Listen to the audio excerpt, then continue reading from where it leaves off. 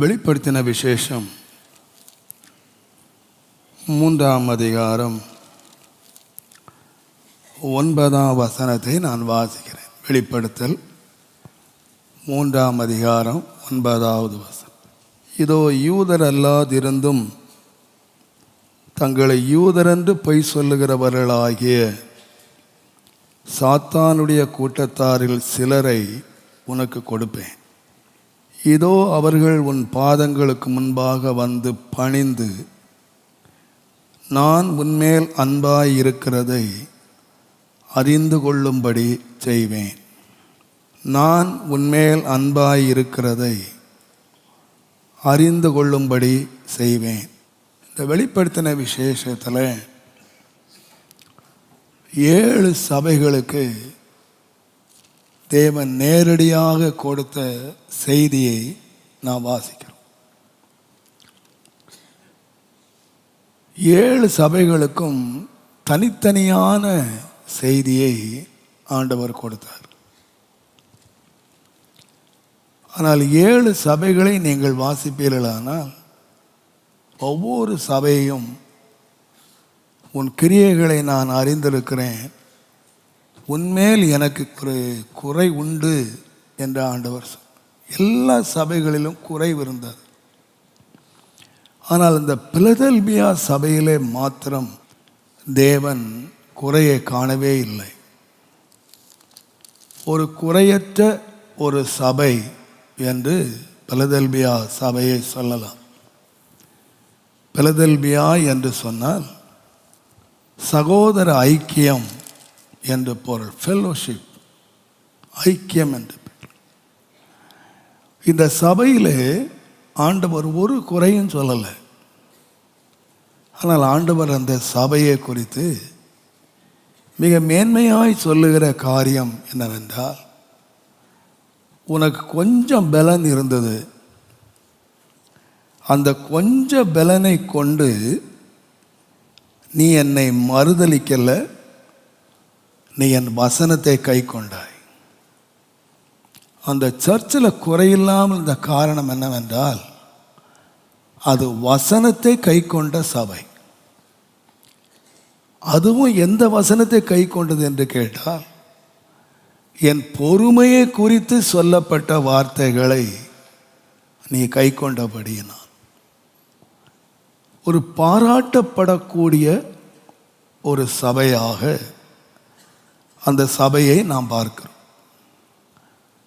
அந்த சபைக்கு தேவன் கொடுத்த வாக்குத்தத்தம் என்னவென்றால், நான் உன்மேல் அன்பாய் இருக்கிறதை அறிந்து கொள்ளும்படி நான் செய்வேன். அந்த அன்பை அவர்கள் அறிந்து கொள்ளும் பொழுது சாத்தானுடைய கூட்டத்தாரில் சிலர் உன் பாதத்திலே விழுவார்கள். உன்னை எதிர்த்து நின்றவர்கள், உனக்கு விரோதமாய் நின்றவர்கள், சாத்தானுடைய கூட்டம் என்று பெயர் பெற்றவர்கள் உன்னிடத்திலே வருவார்கள். நான் விசுவாசிக்கிறேன், கர்த்தர் நம்மை நேசிக்கிறார். கர்த்தர் நம்மை நேசித்ததினாலே தான் அநாதி சிநேகத்தால் நான் உன்னை சிநேகித்தேன், காருண்யத்தினாலே உன்னை இழுத்து கொண்டேன் என்று சொன்னார். பாவத்திலும் அக்கிரமத்திலும் கிடந்த நாம் தேவனுடைய சமூகத்தில் இழுக்கப்பட்டதனுடைய காரணம் தேவன் நம்மேல் வைத்த அன்பு.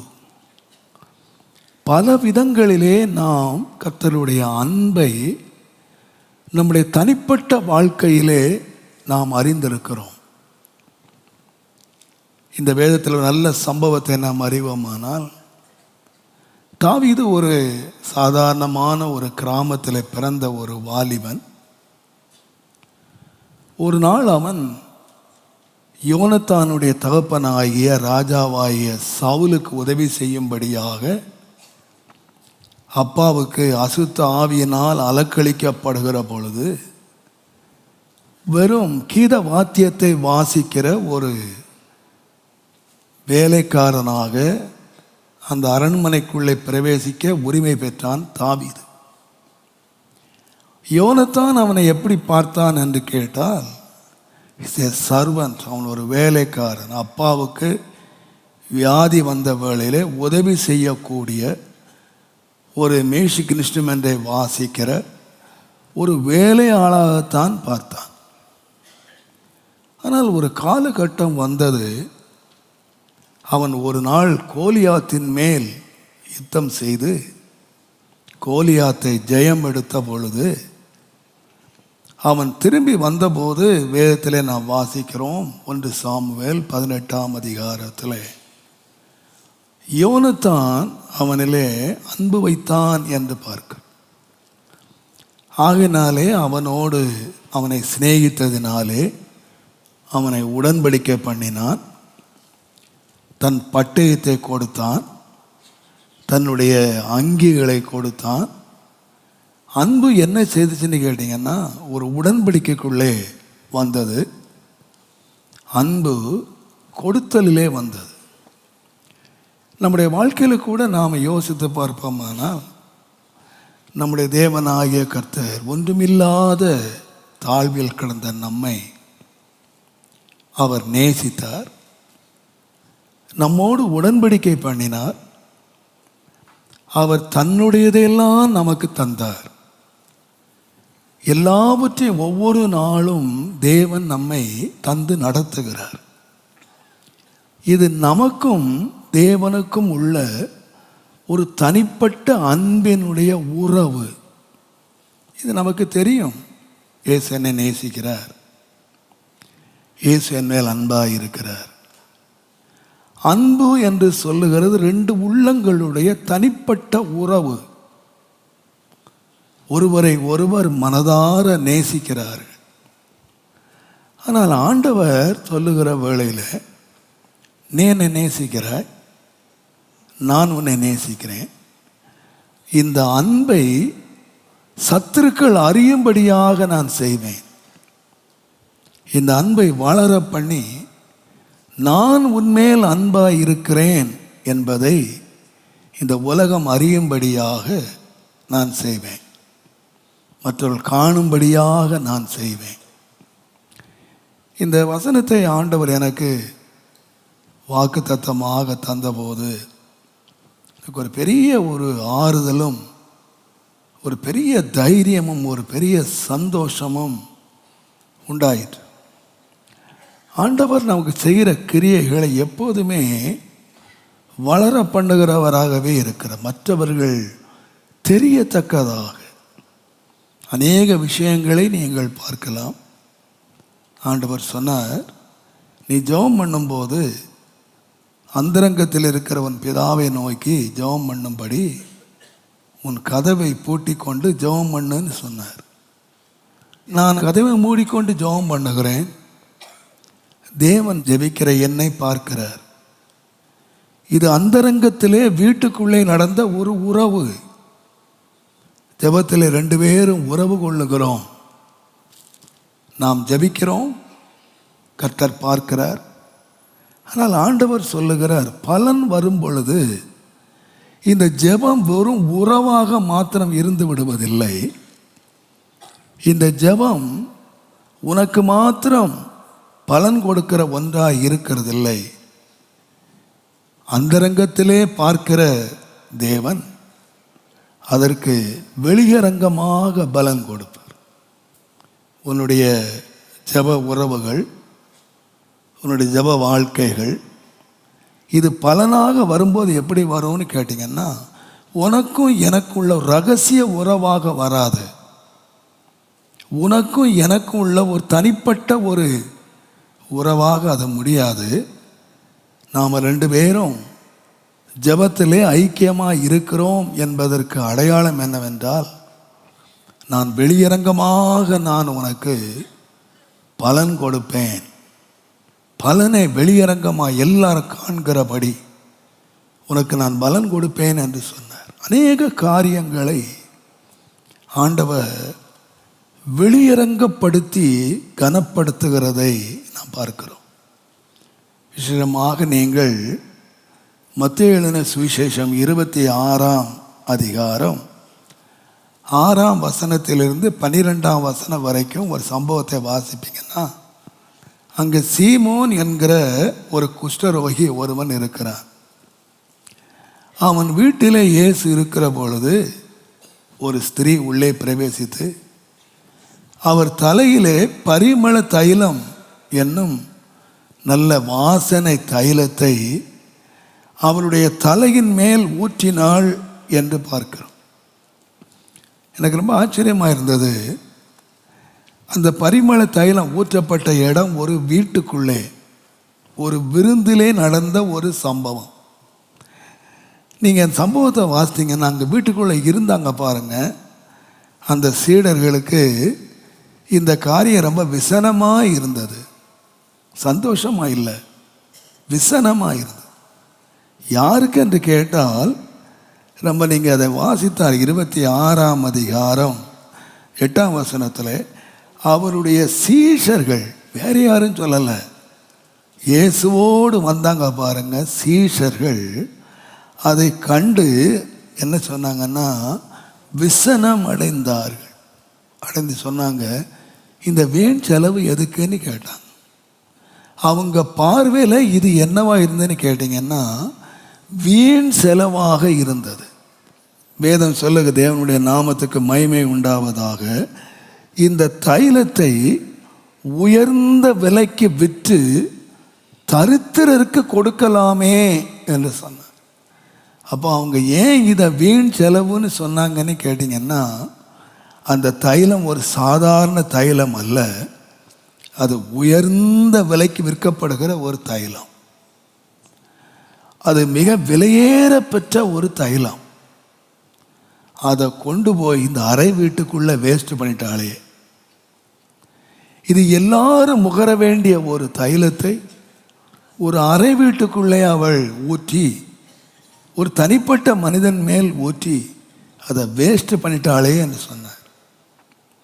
ஆனால் ஆண்டவர் அதை சொன்னது என்னன்னு கேட்டிங்கன்னா, அவள் இதை எதனால் செய்தான்னு கேட்டிங்கன்னா, என்னுடைய மரணத்தை நினைவுகள் செய்தாள்.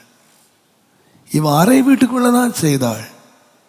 ஆனால் இந்த சுவிசேஷம் உலகத்தில் எங்கெங்கே அறிவிக்கப்படுமோ அங்கேயெல்லாம் இவள் செய்தது சொல்லப்படும் என்று சொன்னார்.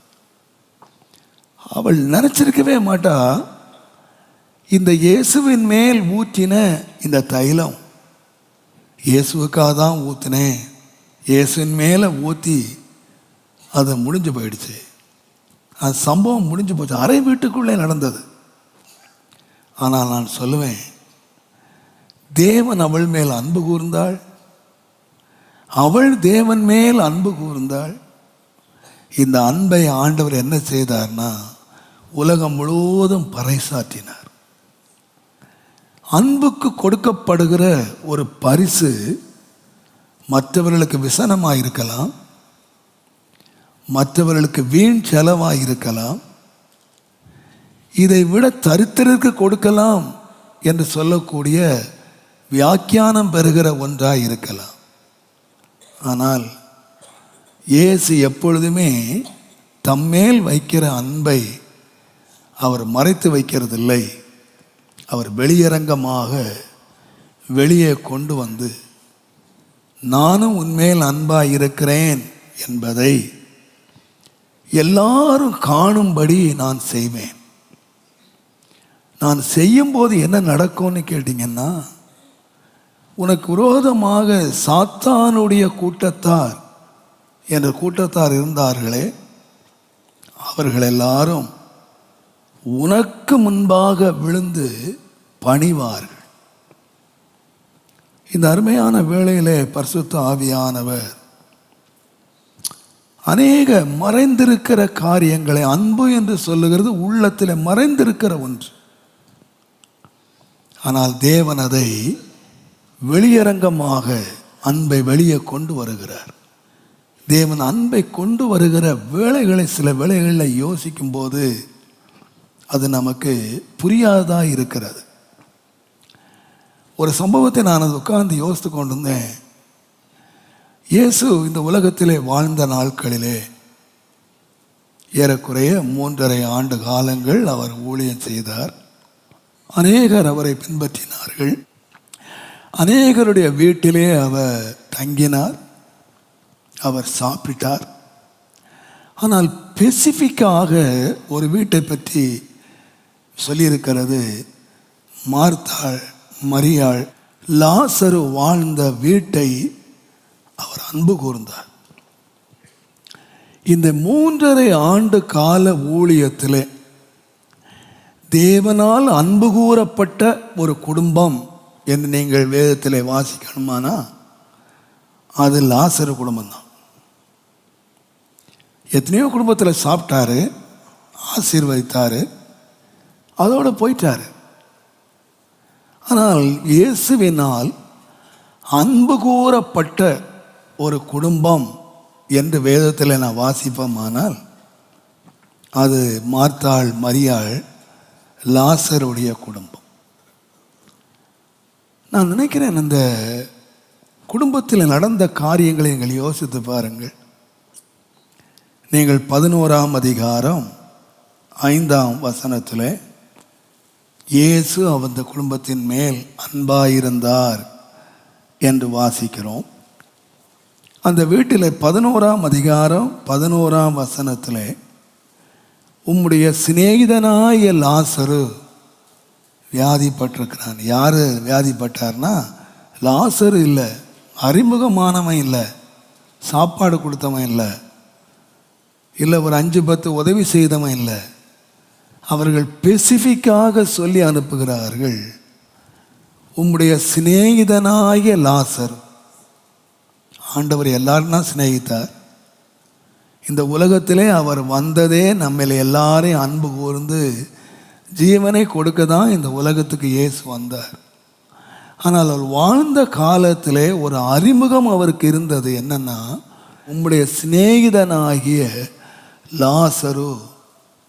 அப்போ நீங்கள் வாசித்து பாருங்கள், சிநேகிதனாகிய லாசருன்னு சொன்ன உடனே அவர் வந்துடல. பின்னர் 2 நாள் தங்கினார். அவன் மரித்து போனான். அவனை அடக்கம் பண்ணினார்கள். அவன் சரீரம் நாறி போயிடுச்சு. வீடெல்லாம் துக்கத்தில் இருக்கு. ஒரு பெரிய மரணத்தினுடைய வேதனை அங்கே இருக்கிறது. அந்த வீட்டை வாசிப்போமானால் அங்கே பெற்றோர் இருந்தார்கள் என்று நாம் வேதத்தில் எங்கேயும் வாசிக்கலை. இந்த 2 பிள்ளைகளுக்கும் ஒரு ஆதாரம் உண்டானால் தன் சகோதரன்தான். அந்த சகோதரன்தான் அவர்களுக்கு பெற்றோராக, அந்த சகோதரன்தான் அவர்களுக்கு ஆறுதலாக, அந்த சகோதரன்தான் அவர்கள் அந்த பிள்ளைகளை நடத்துகிறவனாக இருந்தான். இப்பொழுது அந்த சகோதரன் மரித்து போன வேளையில் வீடு எல்லாம் துக்கத்திலே மூழ்கி இருக்கிறது. யாருடைய வீடு தெரியுமா துக்கத்தில் இருக்கிறது? யாருடைய வீடு தெரியுமா இழப்பில் இருக்கிறது? யாருடைய வீடு தெரியுமா சொல்லி அனுப்பி கூட எட்டி கூட பார்க்கவில்லையே என்ற மன வருத்தத்தில் இருக்கிற வீடு யாருடைய வீடுன்னு சொன்னால் இயேசுவினால் சிநேகிக்கப்பட்ட ஒரு வீடு. ஆனால் நீங்கள் சம்பவத்தினுடைய முடிவை நீங்கள் பார்ப்பீர்களானால் இயேசு தந்த வீட்டிலே மகிமையை விளங்க செய்து அநேக யூதர்கள் இந்த இயேசுவை காணும்படியாக இந்த மார்த்தாள், மரியாள் வீட்டை ஆண்டவர் நேசிக்கிறார், அன்பு கூறுகிறார் என்று அறியும்படியாக அவருடைய துக்கத்தை மாற்றினார், அவருடைய கண்ணீரை மாற்றினார். எல்லாவற்றையும் மாற்ற வேண்டிய அத்தனையும் மாற்றி அந்த துக்கத்தினுடைய முடிவு இங்கே வந்தது என்று கேட்டால் தேவனுடைய நாமத்துக்கு மகிமை உண்டாவதாக. அநேகர் ஆண்டவரை அறிந்து கொள்ளுவதற்கு ஏதுவாக அந்த காரியத்தை முடித்தார். அந்த வீட்டுக்குள்ள துக்கங்கள் எல்லாம் மாறியது. நான் சொல்லுவேன், தேவன் அந்த வீட்டை நேசிக்கிறார் என்பதை அநேகர் அறிந்து கொள்ளும்படியாக செய்த போது அந்த வீடு ஒரு மகிமையான வீடாக நான் சொல்லுவேன். இன்றைக்கு இஸ்ரவேல் பிரயாணம் என்று சுற்றி பார்க்க போகிறார்கள். எத்தனையோ வீடுகள் இயேசுவுக்கு இருந்த வீடுகள் இருந்தன. ஆனால் இன்றைக்கு முக்கியமாக அவர்கள் போகிற அநேகர் சந்திக்கிற வீடு எந்த வீடுன்னு கேட்டிங்கன்னா லாசருடைய வீடு, லாசருடைய கல்லறை. அந்த லாசருக்கு 2000 ஆண்டுகளாக ஒரு பெரிய மகிமையை விட்டுவிட்டு ஒரு பெருமையான ஒரு வீடாக அந்த வீட்டை அநேகர் அறிய வீடாக வச்சுட்டு ஏன் போனார்னு கேட்டிங்கன்னா, அந்த வீட்டிலே தேவனை நேசித்தார்கள். தேவன் அந்த வீட்டை நேசித்தார். தேவன் உங்களையும் என்ன நேசிப்பார். ஆனால் நான் சொல்லுவேன், அது 2 பேருக்குள்ளே இருக்கிற ஒரு ரகசிய உறவாக இருந்து ரகசியமாய் முடிய போகிறதில்லை.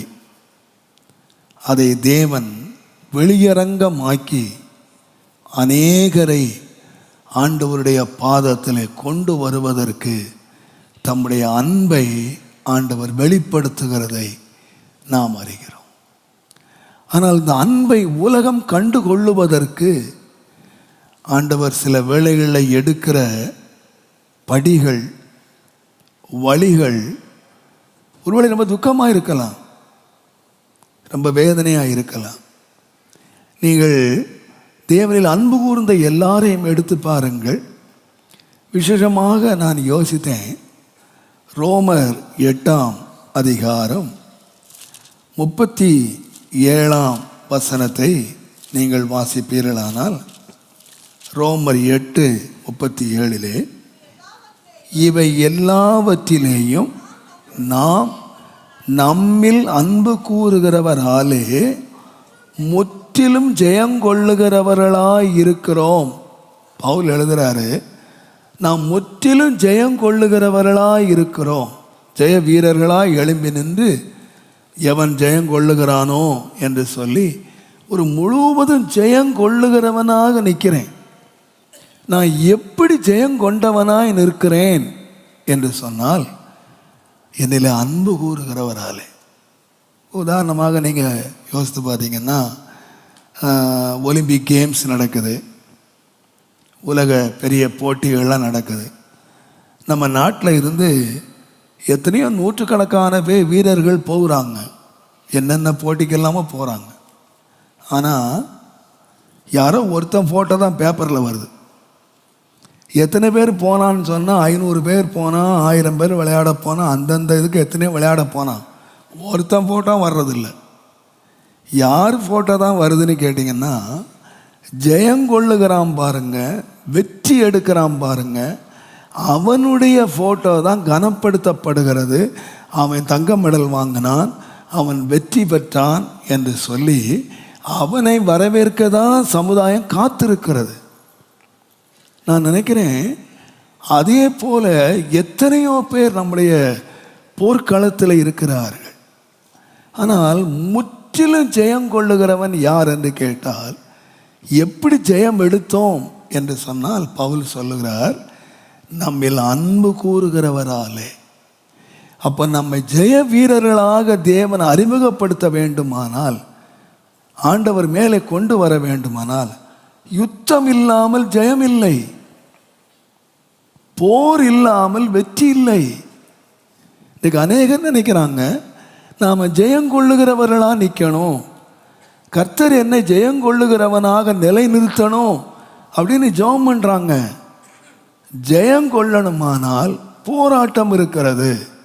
நீங்கள் முன்னாலே வாசித்தீங்கன்னா, உபத்திரவம், வியாகுலம், துன்பம், பசி, நிர்வாணம், நாசம், மோசம், பட்டயம்.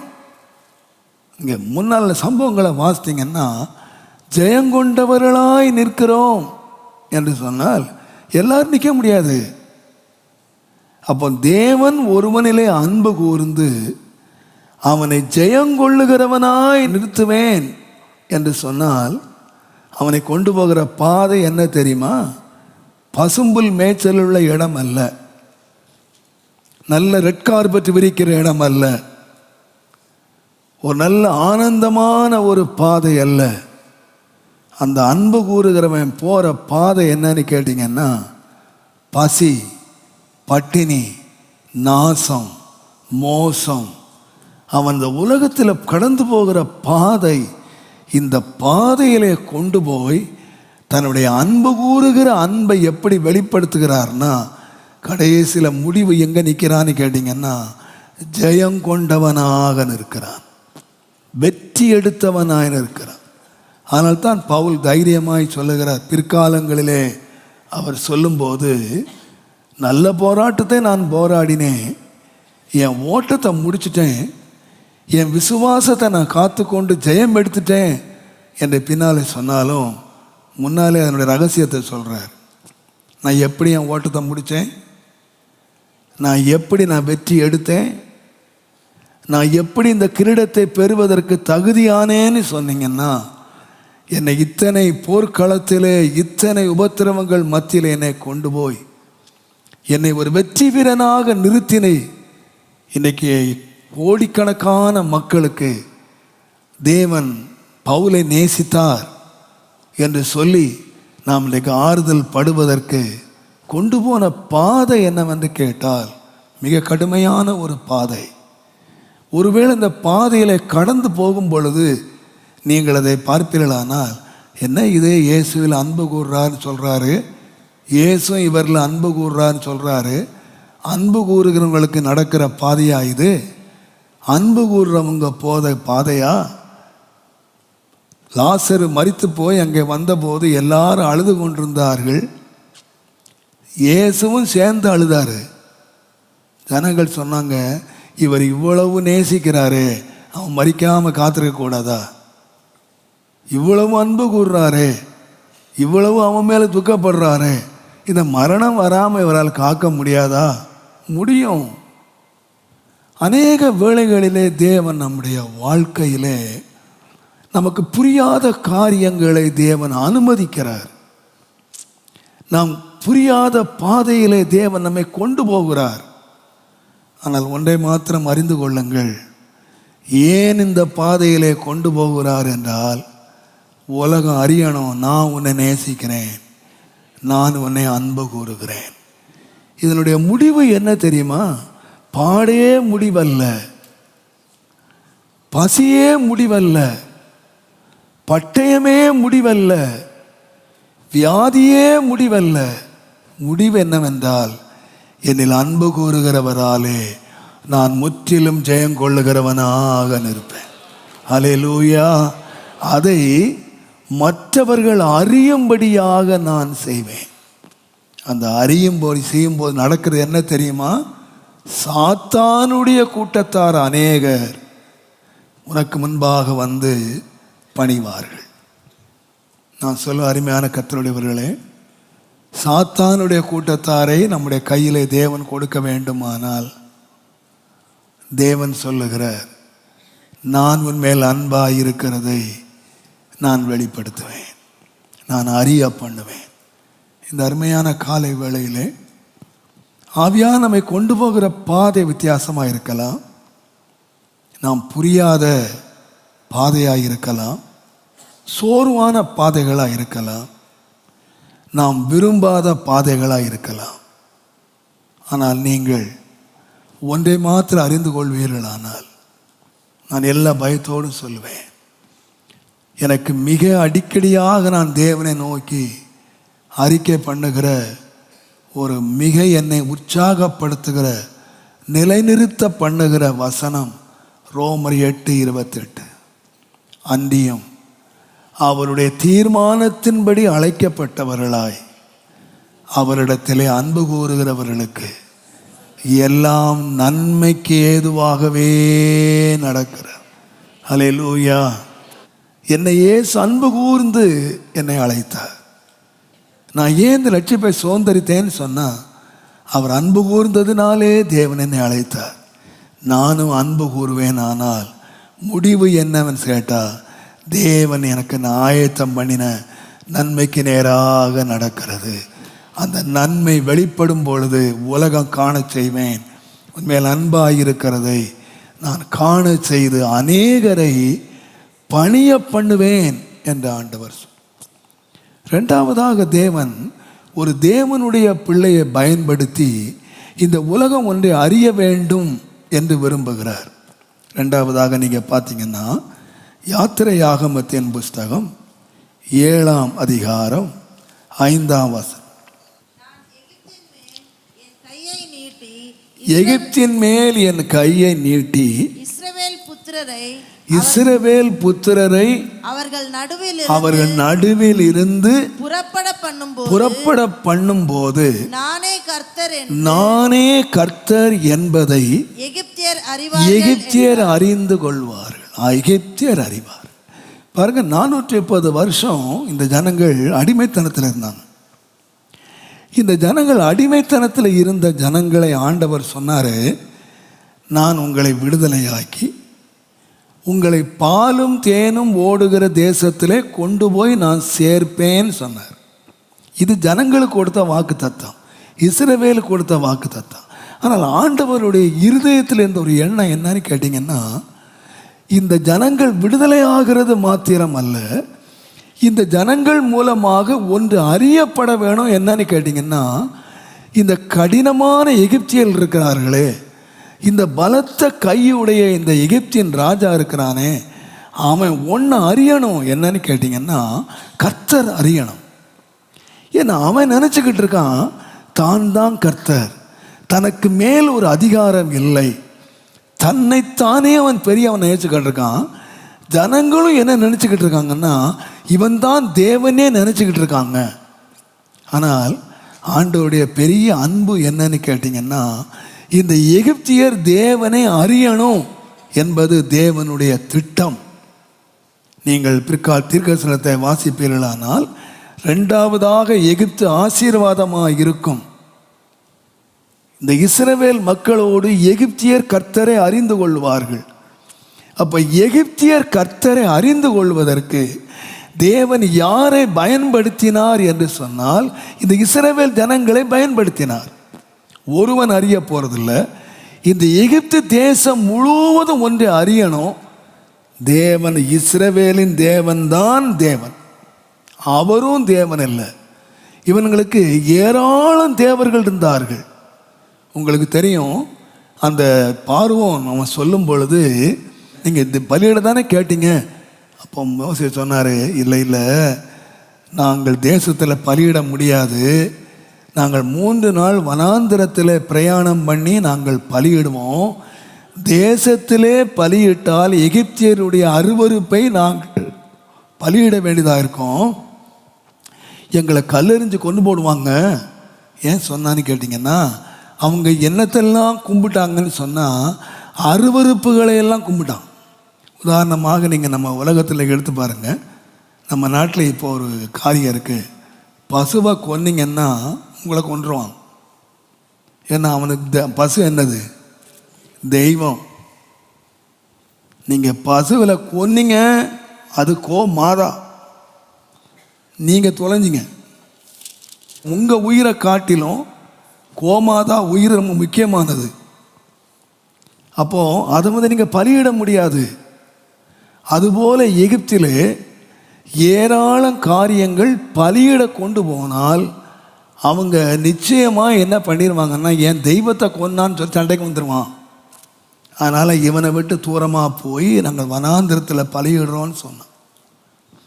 இங்கே நீங்கள் சந்தர்ப்பத்தை யோசித்து பார்த்தீங்கன்னா எனக்கு ரொம்ப ஆச்சரியமாக இருந்தது.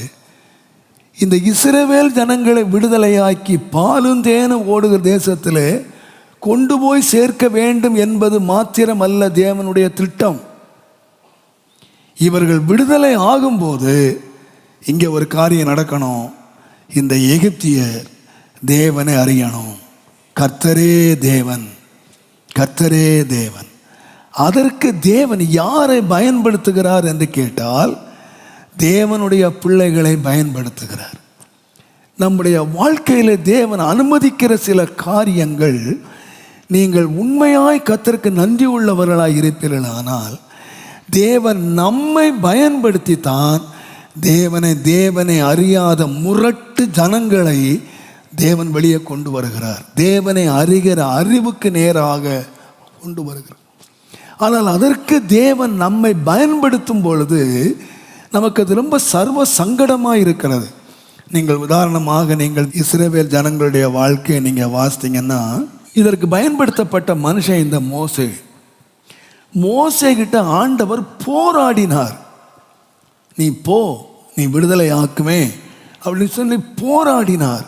பட் அவருக்கு தெரியும், இந்த எகிப்தியருடைய கை வல்லமை தெரியும், அவருடைய அதிகாரம் அவனுக்கு தெரியும், அவனுடைய பலன் அவனுக்கு தெரியும். ஒரு நாள் இந்த மனுஷன் இந்த பலத்தை கண்டுதான் அந்த ஊரை விட்டே ஓடி போனான். அவர்களுடைய கை வல்லமை அவர்களுக்கு தெரியும். இப்போ ஆண்டவர் சொல்றாரு, நான் உன்னை கொண்டு அவர்களை ஜனங்களை விடுதலையாக்கி எகிப்தியரை அறிய பண்ணுவேன்னு சொன்னால் அவருக்கு தெரியும், இந்த முரட்டாட்டமான ஜனங்கள் அறிய மாட்டாங்க, இந்த விசுவாசிகளே அறிய மாட்டாங்க, இந்த விசுவாசிகளே ஏற்றுக்கொள்ள மாட்டாங்க. எத்தனையோ போராட்டம் கடைசி வரைக்கும் சொன்னார், நீர் யாரையாலும் அனுப்ப, நான் வரமாட்டேன் என்று சொல்லிட்டான். ஆனாலும் கர்த்தர் எப்படியோ கட்டாயப்படுத்தி அவரை அழைத்து கொண்டு வந்தார். வந்து நீங்கள் சம்பவங்களை வாசித்து பாருங்கள். அவர் முதலாவது பிரசங்கத்தை அந்த யாத்திராமம் 4ஆம் அதிகாரம் அதில் பண்ணும்போது 30ஆம் 31ஆம் வசனத்தில் 2 காரியங்களை செய்தார். ஒன்று, கர்த்தர் சொன்ன வார்த்தையை சொன்னார். 2வது, கர்த்தர் கொடுத்த அற்புதங்களை செய்தார். ஜனங்களுக்கு முன்னால் 2 காரியம் செய்தார். ஒன்று, வசனத்தை பிரசங்கித்தார். கர்த்தர் என்ன சொன்னாரோ அந்த வார்த்தையை சொன்னார். அவர் கையிலே தேவன் கொடுத்த வரத்தின்படி அற்புதங்களை செய்தார். இந்த 2 காரியங்களை செய்யும் போது விசுவாசிகள் என்ன செய்தாங்கன்னா, விசுவாசித்தார்கள், தேவனை தொழுது கொண்டார்கள். அந்த வசனத்தையும் அற்புதத்தையும் கண்டபோது அவர்கள் தேவனை ஆராதித்தார்கள், தேவனை விசுவாசித்தார்கள், தொழுது கொண்டார்கள். ஆனால் நீங்கள் அதுக்கப்புறம் பிந்தின வசனங்களை நீங்கள் வாசிப்பீங்கன்னா காரியங்கள் நல்லா இல்லை. அவங்க நினச்சாங்க, இந்த வசனம் வந்த உடனே, இந்த அற்புதம் நடந்த உடனே தங்களுக்கு விடுதலை வந்துடுச்சேன்னு நினச்சாங்க. ஆனால் வேதம் மிக தெளிவாக சொல்லுகிறது, 5ஆம் அதிகாரம் 19ஆம் வசனத்தில் தங்களுக்கு இக்கட்டு வந்தது என்று கண்டார்கள். வசனம் என்ன சொல்லிச்சு தெரியுமா? உன்னை விடுதலை ஆக்கி உன்னை பாலும் தேனும் ஓடுற தேசத்தை கொண்டு போய் சேவேன்னு வசனம் சொன்னார். அதுக்கு அற்புதத்தையும் நடப்பிச்சார். ஆனால் இதை போய் ராஜா கிட்ட சொன்ன பொழுது ராஜா சொன்னால், இவனுங்கெல்லாம் ரொம்ப சோம்பேறிகளாக இருக்கானுங்க, கோயிலுக்கு போகணுன்றானுங்க, ஆராதிக்கணுன்றானுங்க, இவனுங்க என்னெல்லாம் சொல்லிட்டு இருக்கானுங்க. ஏன்னா இவனுக்கு வேலை வெட்டி இல்லை, இவன் சோம்பலாக இருக்கிறானுங்க, இவனுங்களை கடுமையாய் வேலை வாங்குங்கள் என்று சொல்லி சட்டத்தை இன்னும் கடுமையாக்கினான். என்ன வந்ததுன்னு கேட்டிங்கன்னா, தங்கள் வாழ்க்கையில் விடிவு காலம் வந்துடுச்சு. எத்தனையோ பேர் நினைப்பீங்க, ஒருவேளை ஐயோ இன்றைக்கு வாக்குத்தத்தம் ரொம்ப அருமையாக இருந்துச்சு, இந்த மாதத்துலேருந்து நமக்கு ஆசீர்வாதம் தான் அப்படின்னு சொல்லி போனால், வீட்டுக்கு போனால் ஆசீர்வாதம் வராது. என்ன வரும்னு கேட்டிங்கன்னா, நேர் ஜஸ்ட் ஆப்போசிட்டாக இக்கட்டு வரும். நீங்கள் என்ன சொல்லுவீங்க? இந்த பாஸ்டருக்கு வெளிப்படுத்தலே இல்லை, இன்றைக்கி என்னத்தையோ கதை அடிச்சுட்டு போயிட்டார். ஆண்டவர்கிட்ட இந்த மாத்திரம் வசனம் வந்திருக்குமானா, வசனம் என்ன சொல்லுதுன்னா, நான் சொன்னதை நிறைவேறினா தான் அவன் மெய்யான தீர்க்கதரிசி, நிறைவேறட்டா பொய்யான தீர்க்கதரிசி. நம்ம பாஸ்டர் அடிக்கிற ஃப்ராடெல்லாம் பொய் தான், அவர் சொல்கிற வசனம் எல்லாம் பொய் தான். ஏன்னா என்ன வரல, அவர் என்ன சொன்னார் ஞாயிற்றுக்கிழமை காலையில், நீங்கள் வீட்டுக்கு போங்க, கண்ணீரெல்லாம் துடைக்கப்படும், உங்களுக்கு விடுதலை இப்போ வந்துடும், நீங்கள் நாளைக்கு காலையில் ஒரு பக்கெட்டில் பால் இன்னொரு பக்கெட்டில் தேனும் சாப்பிட்லாம், நீங்கள் நாளைக்கு வைக்கோலுக்கு அலைய வேண்டிய அவசியமே இல்லை, நாளையிலேருந்து நீங்கள் செங்க இருக்க வேண்டிய அவசியமே இல்லை, உங்களுக்கு அப்படியே வாயில் அத்திப்பழம் வரும், அப்படியே திராட்சை பழம் வரும், பாலும் தேனும் வரும். இனிமேல் நீங்கள் கூடாரத்தில் வாழ வேண்டிய அவசியம் இல்லை. கட்டாத வீடு, நட்டாத தோட்டம், வெட்டாத கிணறு. அப்பா, இவர் அடித்த வாக்குத்தில் அவளை அரண்டு போயிட்டான். அப்பா என்ன இது, காசு இல்லாமலே வீடு வருதான், காசு இல்லாமலே தோட்டம் வருதான், காசு இல்லாமலே ஆப்பிள் வருதான், காசு இல்லாமலே வேலை வருதான், வேலை செய்யாமலே அரணான வீடெல்லாம், கட்டாத வீடு, நட்டாத தோட்டம். இந்த மாதிரி நான் பிரசங்கம் பண்ண நீங்கள் எத்தனை அல்லையிலே சொல்லியிருப்பீங்க. இன்றைக்கி பிரசங்க மாதிரிலாம் அல்லையிலையும் சொல்லு, அல்லையிலையா சொல்லு, இதுவே தலைவலியாக போச்சு, அல்லையிலையா சொல்லு, அல்லையிலையா சொல்லுன்னு. ஆனால் சொல்ல வேண்டிய அவசியமே இல்லைங்க. நான் ஒரு பிரசங்கம் பண்ணுறேன், இன்றைக்கி நாளைக்கு ஒரு கட்டாத வீடு வரும், நட்டாத தோட்டம் வரும், வெட்டாத கிணறு வரும், வேலை செய்யாமலே நீ பால் தேன் குடிக்கலாம், நாளையிலேருந்து பெற்று போட்டு படுத்துக்க, வாயில் அப்படியே தேன் ஒழுகும் அப்படின்னு சொல்லலாம். எல்லாம் கைத்தட்டி அப்பா சூப்பர். இன்னைக்கு பிரசங்கம் பாஸ்டர் தாமஸ் ராஜுக்கு 50 வருஷமாக இல்லாத வெளிப்படுத்தல் இப்போ தாங்க வந்திருக்கு. என்ன சந்தோஷம். வீட்டு போவேன், ஆனால் வீட்டுக்கு போனால் தேன் வரல, பால் வரல. என்ன வந்துதான்? இக்கட்டு வந்தது. இக்கட்டு வந்தது. இந்த இக்கட்டை பார்த்துட்டு அவங்க என்ன சொல்கிறாங்க கேட்டு பாருங்கள். நீங்கள் அந்த வசனத்தை வாசனை ரொம்ப ஆச்சரியமாக இருக்கிறது. யாத்திரையாகமும் 5ஆம் அதிகாரம் 21ஆம் வசனம் பாசுங்க. அவர்களை நோக்கி, நீங்கள் பார்வோனின் கண்களுக்கு முன்பாகவும் அவருடைய ஊழியக்காரரின் கண்களுக்கு முன்பாகவும் எங்கள் வாசனையை கெடுத்து போட்டடா. எதுக்கப்புறம்? எங்களை கொல்லும்படி. எதுக்கப்புறம்? வசனம் கேட்டதுக்கு அப்புறம். எதுக்கப்புறம்? தெரியாதனமா ஆராதனை பண்ண பிறக்கும் தொழுது கொண்டாங்களாம். வசனம் கேட்டு அற்புதத்தை பார்த்துட்டு சந்தோஷமா போய் ஆண்டவர் ஆராதிச்சாங்க பாருங்க. இன்றைக்கு நீங்கள் என்ன சந்தோஷமாக ஆராதிச்சிங்க, கர்த்தருக்குள் மகிழ்ச்சியாக இருப்பேன்னு சொல்லி. ஆனால் எத்தனை பேர் வீட்டில் அத்தி மரம் பட்டு போனால் என்ன நடக்கும்னு எனக்கு தான் தெரியும். பாடுறது ரொம்ப ஈஸி. அத்தி மரம் பட்டு போனால் என்ன செய்வோம்? வீட்டு அத்தி மரம் என்ன கொலை கொலையாக காய்ச்சி கிடக்கு. நான் ஆண்டவரை ஆராய்ச்சிட்டு வந்தேன், என் வீட்டில் தான் பட்டு போச்சு. கடவுளுக்கு கண்ணே இருக்கான்னு உடனே நம்முடைய கண்கள் எங்கே பார்க்குதுன்னா, அடுத்த வீட்டு அத்தி மரம் நல்லா காய்ச்சி கொலை கொலையாக கிடக்குது. கர்த்தரை பார்க்குறத விட்டுட்டு எனத்தை பார்க்குறோம், அடுத்த வீட்டு அத்தி மரத்தை பார்க்குறோம். என் பிள்ளை ஜெயத்தின் மேல் ஜெயம் எடுக்குன்னு சொன்னாங்க. அடுத்த வீட்டு பிள்ளை 100க்கு 100, என் பிள்ளை 100க்கு முட்டை. கர்த்தரை பார்ப்பீங்களா, அடுத்த வீட்டு பிள்ளையை பார்ப்பீங்களா? தொழுது கொண்டாங்க. யாருடைய வாழ்க்கை? தேவன் பாருங்க, உங்களை கொண்டும் என்னை கொண்டும் தேவன் பலத்த ஜனங்களை விடுதலை ஆக்கணும்னா நீங்கள் ஜெபிச்சா மட்டும் போதாது. தேவன் நம்மை கொண்டு ஒரு தீர்மானம் வச்சிட்டார்னா தேவன் ஒரு பெரிய பாதையில நம்மை நடத்த தொடங்குகிறார். இக்கட்டு வந்தது. அவங்க சொல்றாங்க, என் வாசனையை கெடுத்து போட்டீங்க, எங்களை கொல்லும்படி பட்டயத்தை அவன் கையில் கொடுத்துட்டீங்க. ஏண்டாப்பா பலத்த கையினால் புறப்பட்டு போவீங்கன்னு மோசே சொன்னார். ஆனால் இவன் சொல்கிறான், பட்டயத்தை அவன் கையில் கொடுத்துட்டு எங்களை கொல்லும்படி கொடுத்துட்டீங்களே. இவனுங்க போடுற கூச்சலை கேட்டு பிரசங்கம் பண்ணார் பாருங்க பாஸ்டர், அவரே அப்டவுன் ஆகிட்டார். மோசே ஏற்கனவே சொன்னார் வரமாட்டேன்னு. இந்த ஆளை பிடிச்சிட்டு வந்து நிறுத்துனதே பெரிய பாடு. இவரை கொண்டு வந்து நிறுத்தி பிரசங்கம் பண்ணி எல்லாரும் விசுவாசி, இவர் பயங்கர குஷியாக இருப்பார். அப்பா இன்றைக்கு சபையில் என்ன எழுப்புதல்! அத்தனை பேரும் கர்த்தரை ஆராதிச்சாங்க, அத்தனை பேரும் தலை கவிழ்ந்தாங்க. ஒரே நாளில் 6 லட்சம் பேரை விசுவாசி ஆக்கின ஆள் ஒரே ஆள் யாருன்னா மோசே, ஒரு பிரசங்கத்தில். ஆனால் இப்போ 6 லட்சம் பேர் என்ன சொல்கிறான்னா, டேய் என் வாசனையை கெடுத்து போட்ட, நீ பட்டயத்தை கொண்டு கையில் கொடுத்துட்ட, எங்களுக்கு இக்கட்டு தான் வந்துச்சுன்ன உடனே இப்போ இவர் என்ன பண்ணுறாரு பாருங்க. பிரசங்கம் பண்ண பாஸ்டர் கதி என்ன பாருங்க. 5ஆம் அதிகாரம் 23ஆம் வசனம் பாருங்க. நான் உமது நாமத்தை கொண்டு பேசும்படி என்றைக்கு இந்த பார்வோன்கிட்ட, அது வரைக்கும் நோ ப்ராப்ளம், இருக்கிற ஒழுங்கா 10 ஆட்டை மேய்ச்சிட்டு ஒழுங்கா இருந்தேன்.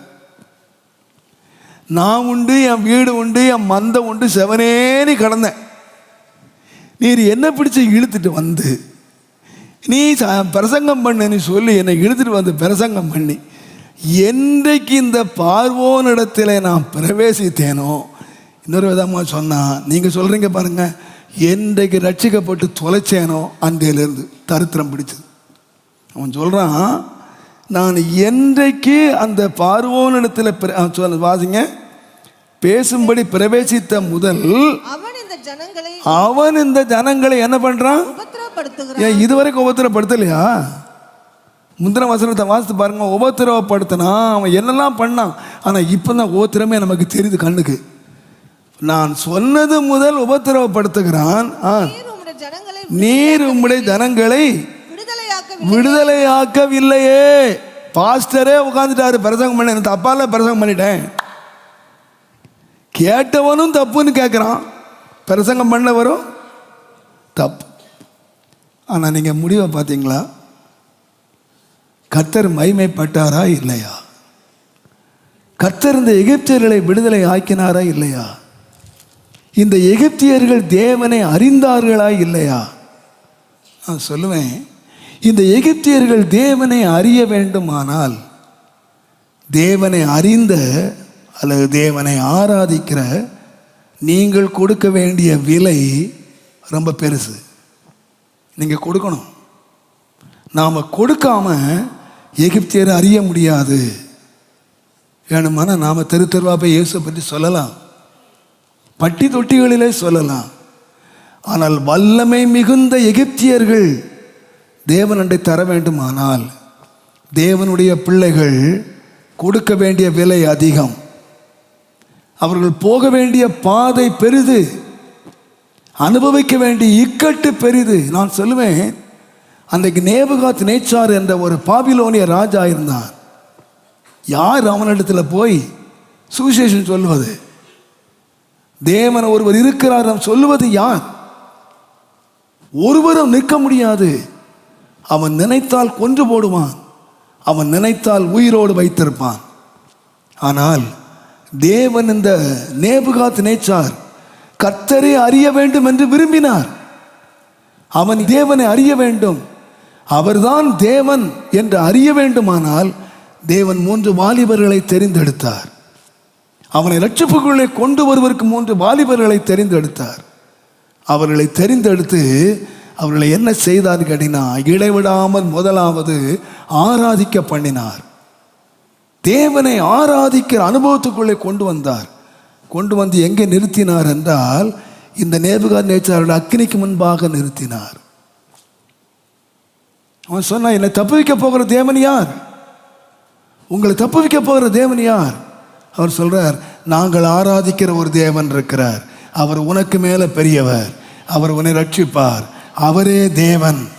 நான் சொல்லுவேன், யாரை தெரியுமா அக்கினிக்கு முன்னால் கொண்டு போனார்? உங்களே என்ன இல்லை, அவருக்கு தெரியும் எவங்க நிற்பாங்கன்னு தெரியும். வேதம் சொல்லுது, ஆராதிக்கிறவர்களை அந்த அக்கினிக்கு முன்பாக கொண்டு வந்து 7 மடங்கு அக்கினி அவன் சூடாக்கினான். 7 times.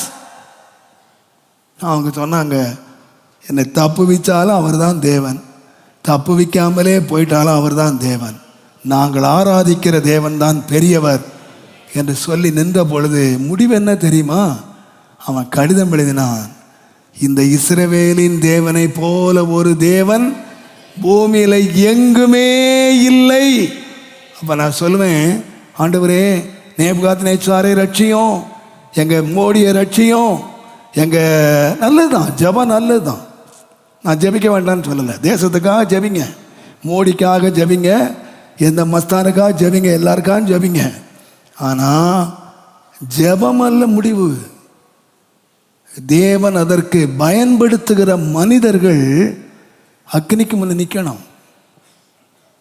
தேவனர் கொண்டு போகிற மனிதர்கள், பெரிய மனிதர்களை ரட்சிப்பதற்கு பெரிய விலையை நாம கொடுக்கணும், பெரிய விலையை கொடுக்கணும். அதுக்கு தேவன் என்ன நம்பணும். தேவனுடைய வசனத்தை நீங்க ஏற்றுக்கொண்டீங்களா? நீங்க தேவனை தொழுது கொண்டீர்களா? நான் சொல்லுவேன், தேவன் எங்கே கொண்டு போறாருன்னா, அவனை நம்ம என்ன சொல்றோம்னா, ஐயோ அக்கினியா எனக்கு வேண்டாம், ஆண்டவரே என்னை விடுதலை ஆக்கும். உன்னை விடுதலை ஆக்குறதுக்கு இல்லை, உன்னை விடுதலை ஆக்கும் போது அந்த விடுதலையோடு யாரை என்ன செய்யணும்னு கேட்டீங்கன்னா, அவன் கர்த்தரை அறியணும். என்னை விடுதலை ஆக்குறதெல்லாம் முக்கியம் ஆண்டவருக்கு. அக்கினிலிருந்து வெளியே கொண்டு வருவதெல்லாம் முக்கியம். ஆண்டவருக்கு ஒரு பெரிய திட்டம் இருக்கு. நேபுகாத் நேச்சார் ரட்சிக்கப்படணும். இன்றைக்கு ஏன் இன்றைக்குள்ள நேபுகாத் நேச்சார் ரட்சிக்கப்படலை? ஏன் இன்றைக்கு பிரதானிகள் ரட்சிக்கப்படலை? ஏன் அதிகாரி ரட்சிக்கப்படலை? அக்கினிக்கு முன்பாக நிற்கிற சாத்ராக் இன்றைக்கு இல்லை, மேஷாக் இல்லை. நம்ம என்ன சொல்றோம்? அக்கினி வேண்டாம், சோதனை வேண்டாம், சிறைச்சாலை வேண்டாம், உபத்திரம் வேண்டாம், கஷ்டம் வேண்டாம், எனக்கு என்ன மட்டும்தான் வேணும்? பாலும் தேனும் ஓடுற தேசம் மாத்திரம்தான் எனக்கு என்ன செய்யணும்? வேணும். அவங்களை கொண்டு நேபுகாத்நேச்சாரையோ பார்வோனையோ எகிப்தியர்களையோ ரட்சிக்கவே முடியாது. நான் சொல்வேன், எகிப்தியர்களை விடுதலையாக்க வேண்டுமானால் தேவன் நமக்கு ஒரு காரியம் செய்யணும். ஆண்டவரே, நான் கேட்ட வசனத்துக்கு விரோதமாக காரியம் நடக்க, நான் சொல்கிற வசனத்துக்கு விரோதமாக காரியம் நடக்க, ஆனால் எனக்கு ஒன்று தெரியும், எனக்கு செய்கிற காரியத்தின் மூலமாய் நிச்சயமாய் ஆண்டவரே நீர் எனக்கு நன்மை செய்வீர், ஒரு பெரிய ரட்சிப்பு உண்டாகும் என்பதை நான் விசுவாசித்து நீர் கொண்டு போகிற பாதையை நான் சந்தோஷமாக ஏற்றுக்கொள்வேன். ஐயா, சந்தோஷமாக ஏற்றுக்கொள்வேன். என்னுடைய விசுவாசத்தை விடாதபடி என்னை நீர் பயன்படுத்துவீர், இன்னும் என்னை மேன்மைப்படுத்துவீர் என்று அறிந்து நான் நம்மை துதிக்கிறேன். கடைசியாக யோசுவாவின் புஸ்தகம் 3ஆம் அதிகாரம் 7ஆம் வசனத்தை நீங்கள் பாருங்கள். கர்த்தர் யோசுவாவை நோக்கி நான் மோசையோடே இருந்தது போல உன்னோடே இருக்கிறேன் என்பதை இந்த இஸ்ரவேல் எல்லாம் அறியணும். கர்த்தர் மோசையோடு இருந்தார், யோசுவாவோடு இருக்கிறார். யோசுவாட்ட சொன்னார், ஆரம்ப ஊழியத்திலேயே நான் உன்னோட விலக மாட்டேன், நான் உன்னை கைவிட மாட்டேன் அப்படின்னு அவருக்கு வாக்கு பண்ணினார். இப்போ கர்த்தர் என்னை கைவிட மாட்டார், கர்த்தர் என்னோட இருக்கிறார் என்பதை யார் அறியணும்? உங்களோட கர்த்தர் இருக்கிறார். எத்தனை பேர் அறிஞ்சிருக்கிறீங்க? என்னோட கர்த்தர் இருக்கிறார். அல்லேலூயா. இருக்கிறாரா? தைரியம் தானே, சந்தேகமே இல்லைல்ல. கர்த்தர் நம்மோட இருந்தா அந்த ஸ்டெப்பை விட்டுறதில்ல, அடுத்த ஸ்டெப் எடுக்கிறாரு. நான் உன்னோடு இருக்கிறது யார் அறியணும்? இந்த இஸ்ரவேல் எல்லாரும் அறியணும், ஜனங்கள் எல்லாரும் அறியணும். கர்த்தர் அடுத்த முயற்சி எடுக்கிறார். அவர் முதலாவது தனிப்பட்ட முறையில் என்னோடு இருக்கிறார், அடுத்தது நான் உன்னோடு இருக்கிறேன் என்பதை எல்லாரும் அறியும்படி நான் உன்னை என்ன செய்வேன்னு கேட்டா, உன்னை மேன்மைப்படுத்துவேன், உன்னை மேன்மைப்படுத்துவேன். எனக்கு இந்த வார்த்தை இன்றைக்கு மற்றவர்கள் அறியத்தக்கதாக தேவன் நம்மை உயர்த்துகிற தேவன். நம்முடைய வாழ்க்கையிலே தேவன் ஆரம்பித்த காரியங்களை அப்படியே விட்டு விடுகிறதில்லை. இன்றைக்கு ஆவியானவர் உங்களோடு பேசுவாரானால், ஆண்டவரே நீர் என்னோடு இருக்கிறீர் என்று எனக்கு ரொம்ப தைரியம் ஐயா, என்னை கைவிட மாட்டீர், என்னை விட்டு விலக மாட்டீர். அவர் கரம் பிடித்தது உண்மையானால் அந்த கரத்தை எங்கே காண்பிக்கிறார் என்று கேட்டால், எல்லாரும் அறிந்து கொள்ளும்படியாக நான் உன்னை மேன்மைப்படுத்துவேன். நான் நினைக்கிறேன், மோசே ரொம்ப படித்தவர், பெரிய பட்டதாரி, எகிப்தியனுடைய சகல கலையில் அவர் தேறினவர், அவருக்கு எல்லாம் தெரியும். கர்த்தர் அவரை முகமுகமாய் அவரை பேசினார், கர்த்தர் அவர் மூலமாய் பிரமாணங்களை கொடுத்தார், எத்தனையோ நற்காரியங்கள் நடந்தது. ஆனால் நீங்கள் வாசித்து பாருங்க, இந்த கடைசியாக அவருக்கு அடுத்தபடியாக வந்தவன் யாருன்னு கேட்டிங்கன்னா, ஒரு படிப்பறிவு இல்லாத, அவரோடு அவருக்கு உடன் பணிவிடை செய்த ஒரு யோசுவா இப்போ நிற்கிறான். அவனுக்கு ஒரு பெரிய வேலை கொடுக்கப்பட்டிருக்கிறது. இந்த மோசையை விட்டு போன இந்த ஊழியத்தை நிறைவேற்றும்படியான ஒரு பெரிய பாக்கியம் கொடுக்கப்பட்டிருக்கிறது. இவனுக்கு படிப்பில்லை, இவனுக்கு அறிவில்லை, இவனுக்கு சாமர்த்தியம் இல்லை, எதுவுமே இல்லை. ஆனால் ஒரே ஒரு தைரியம் நான் சொல்லிக் கொடுத்தார், பயப்படாத, நான் மோசையோடு இருந்தது போல உன்னோட இருப்பேன் அப்படின்னு ஆண்டவர் சொன்னார். இப்போ ஆண்டவர் சொல்கிறாரு, இந்த யோர்தானை ஏன் கடக்க போகிறேன்னு தெரியுமா? இந்த யோர்தானை ஏன் கொந்தளிக்க பண்ண போகிறேன்னு தெரியுமா? இந்த யோர்தானை ஜனங்களை ஏன் கடக்க பண்ண போகிறேன்னா, ஜனங்கள் வெறும் கடக்கிறதுக்கு மாத்திரம் இல்லை, இந்த செய்கிற காரியம் உன்னை மேன்மைப்படுத்துவதற்காக. நான் உன்னோடு இருக்கிறேன் என்று ஜனங்கள் அறியத்தக்கதாக உன்னை நான் மேன்மைப்படுத்துவதற்காக. ஆம், அருமையான கர்த்தருள்ளவர்களே, கர்த்தர் நம்மை கரம் பிடித்தது உண்மையானால், கர்த்தர் நம்மோடு கூட இருக்கிறது உண்மையானால், கர்த்தர் நம்மை மேன்மைப்படுத்துகிறார் என்பதை நீங்கள் மறந்து விடவே. எது வரைக்கும் மேன்மைப்படுத்துகிறார்னா, மற்றவர்கள் நம்மோடு கர்த்தர் இருக்கிறார் என்று அறியத்தக்கதாக. நீங்கள் எந்த பரிசு எடுத்து பாருங்கள், தேவனுடைய பிள்ளைகள் யாரை எடுத்து பாருங்கள், தேவனுடைய நாமத்துக்கு மகிமை உண்டாகும். ஈசாக்கு அந்த பெலிஸ்தியருடைய தேசத்துக்கு பஞ்சத்துக்கு பிழைக்க போனவன். 26ஆம் அதிகாரம் எங்கள் வீட்டில் வாசித்து பாருங்கள். பஞ்ச கால தப்புவதற்காக போனவன். ஆனால் ஆண்டவர் வேதம் சொல்லுகிறது, கர்த்தர் அவனை ஆசீர்வதித்தார், கர்த்தர் அவனை மேன்மைப்படுத்தினார், அவன் வர வர விருத்தி அடைந்து மகா பெரியவனானான். இப்போ பெலிஸ்தீர் சொல்கிறாங்க, நீ என்னை விட்டு போய்விடு, என்னை விட பெரியவன் ஆயிட்டேன்னு சொல்கிறாங்க. ஆனால் முடிவை நீங்கள் பார்த்தீங்கன்னா ஆதியாகமத்தின் புஸ்தகம் 26ஆம் அதிகாரம் 28ஆம் வசனத்தில் ஒன்று சொல்லப்படுது, நிச்சயமாய் கர்த்தர் உன்னோடு இருக்கிறார் என்பதை கண்டோம். ஆகையினால் உன்னோடு நாங்கள் என்ன செய்தோம்? உடன்படிக்கை பண்ணிக்கோ. ஆம் அருமையானவர்களே, கர்த்தர் நம்மோடு இருக்கிறார் என்பது உண்மையானால் நான் சொல்வேன், கர்த்தர் நம்மை மேன்மைப்படுத்தி, நான் உன்னோடு இருக்கிறேன்ப்பா அப்படிங்கிறத கர்த்தர் வெளிப்படுத்துவதற்கு கர்த்தர் நம்மை மேன்மைப்படுத்துகிறவராக இருக்கிறார். தேவனுடைய நாமத்துக்கு மகிமை உண்டாவதா. ஒரு காலத்தில் ஒரு டீனேஜ் பையனை சொந்த சகோதரன்மாரே அவனை 20 வெள்ளி காசுக்கு விற்று, அவன் சொப்பனக்காரன், அவன் சொப்பனை எப்படி நிறைவேறும் என்று சொல்லி அவனுக்கு 20 வெள்ளி காசுக்கு அவனை விற்று போட்டாங்க. ஆனால் யோசித்து பாருங்க, அவன் ஒரு அடிமையாக தான் எகிப்துக்கு போனான். ஆனால் அடிக்கடி எழுதப்பட்டிருக்கிறது, அவனோடு கர்த்தர் இருக்கிறதை அவன் அதிகாரி கண்டான், போத்திபார் கண்டான். அவன் மேல் பொய்யான குற்றச்சாட்டு சொல்லி அவனை சிறைச்சாலைக்கு அனுப்பினார்கள்.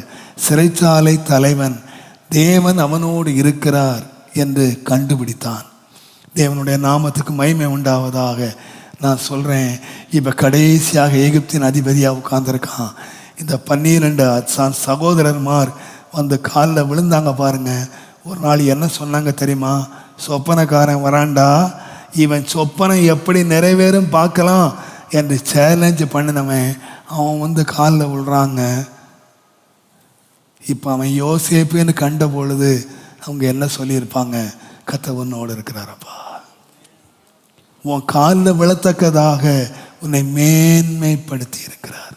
நான் சொல்வேன், அருமையான கர்த்தருடைய இன்றைக்கு இந்த 3 காரியங்களை நான் தேவ சமூகத்தில் கர்த்தர் நம்முடைய வாழ்க்கையின் மூலமாக, நம்முடைய ஜெயகரமான வாழ்க்கையின் மூலமாய் உன்மேல் அன்பாயிருக்கிறேன் என்பதை இந்த உலகத்துக்கு தேவன் பறைசாற்றுவதற்கு தேவன் விரும்புகிறார்.